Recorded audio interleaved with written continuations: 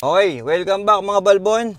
And as promised, i-test drive natin tong Nissan Kicks. This is the VL variant. This is the top of the line variant.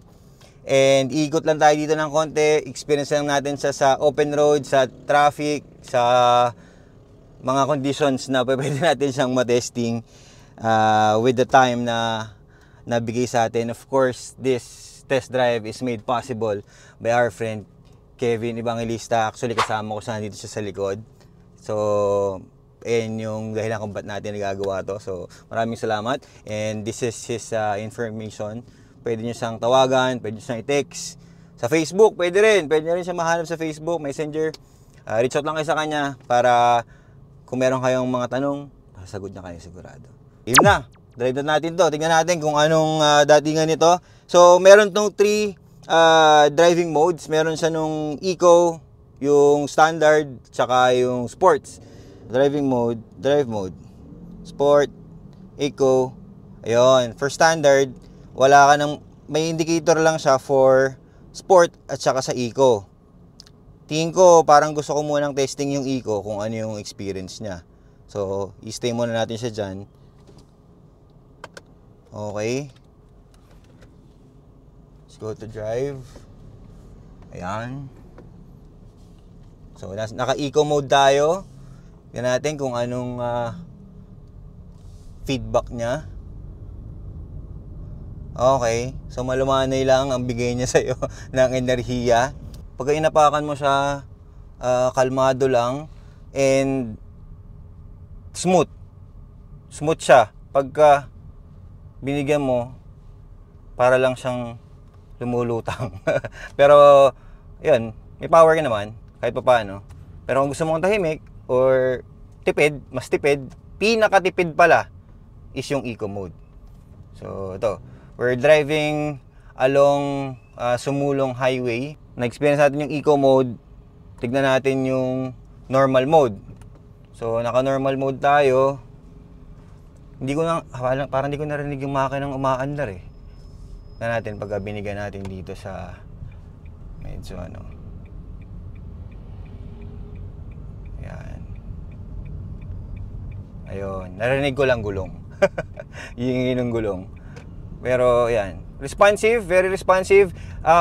Electric steering wheel of course, kaya sobrang lambot niya and very nimble pagka nililiko mo. Yan, yung ganyan. Iwas ka ng lubak. Ayos, madali siyang i-drive, komportable. So ayan o, ayan yung driving position niya. Pwede kang in a long drive. Dito yung braso mo, nakaganyan ka lang dyan. Hindi mo naman kailangan, dahil nga ito automatic, hindi mo na kailangan maghawak-hawak pa ng shifter. Okay, dito sa kabila, ganun din. Long drive ka, ayan, ganyan lang siya. So yung suspension niya, ayan to, meron tong medyo rampa ng konti. Standard mode pala, normal mode pa lang to ha. Pero pagka tinapakan mo yung silinyador, pare, hindi nyo ba nakita gumanon yung ulo ko? So, may power talaga pagka gusto mo. So, ayos ha. Sarap nyo drive ha. Smooth pare. Ayos. So, yung mga side mirror mo, okay naman, malaki-laki naman, kita mo. Rear view mirror. Safe. Ayos. Braking.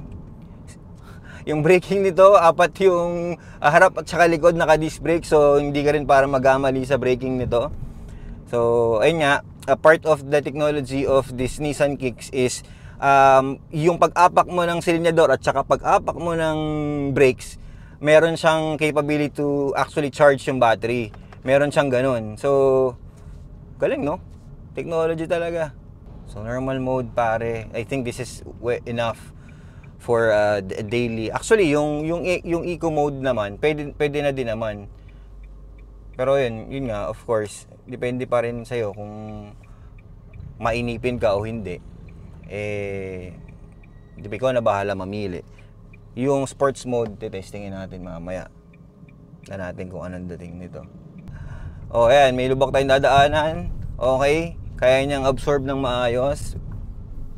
yung mga lubak-lubak sa ating normal roads. Kasi ang normal road sa atin, malubak talaga tol eh. Di ba? So, pwede. Maganda. Ayos. Hanap tayo ng pwesto naman na pwede natin gamitin yung sports mode.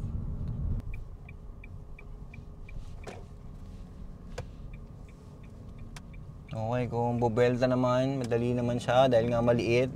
So, madali naman siyang i-maneuver. Ayun oo, may nakita pa tayong kamukha oh. Okay. Okay. So, from here, mag-shift na tayo sa sports mode para ma-experience natin siya. Sports mode. Hop. Parang may kung anong nangyari. Hindi. Bumitaw ako sa silinyador eh. Okay. Okay. So, napansin ko yung apa ko kanina na medyo malalim, mas responsive na siya. So, medyo mababaw na yung dapat na natapak mo sa silinyador. Kasi magre-react din kagad talaga siya eh. Ayan o. Yun. Okay.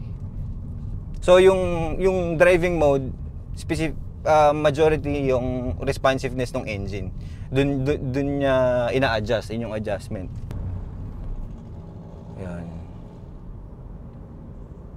Ano siya, yung driving experience niya is very agile, yung steering, kung saan mo gustong pumunta yung sasakyan, easily ibibigay niya sa'yo. Parang may turbo ah. Pagka tinapaka mo, parang binibigay niya talaga kagad. Yung power delivery is very straightforward. Kung ano yung gusto mong power, binibigay naman niya. Well, maliit lang engine, pero sa size nung sasakyan, it's enough. Suspension, very comfortable naman yung pag-absorb niya sa mga lubak. Sarap driving nito, pare. Pwede, maganda to. Oh. Kundi lang ako naghahanap ng SUV na malaki na pang overlanding ko or pang off-road ng konti, car camping. Pwede to talaga. Kasi considering yung price niya, tapos EV na siya, tapos yung matitipid mo sa gas, tapos yung quality ng Nissan, tapos yung magigain mo na confidence sa pagbiyahe mo, sulit na sulit yun, tol. So, I would recommend this, tol. Ang ganda, pwede. Oh, yun oh. Wala pa nga, hindi ko pa nga binibigyan talaga eh. Naku, pagka dinrive mo siguro sa long drive to, pare, sarap din dalhin nito. Matulin to, tol. Kasi nga, ayun, yung yung behavior niya is an EV.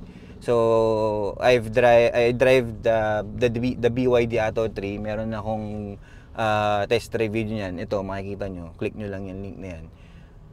Ganon din yung behavior niya. Yung reaction, instant.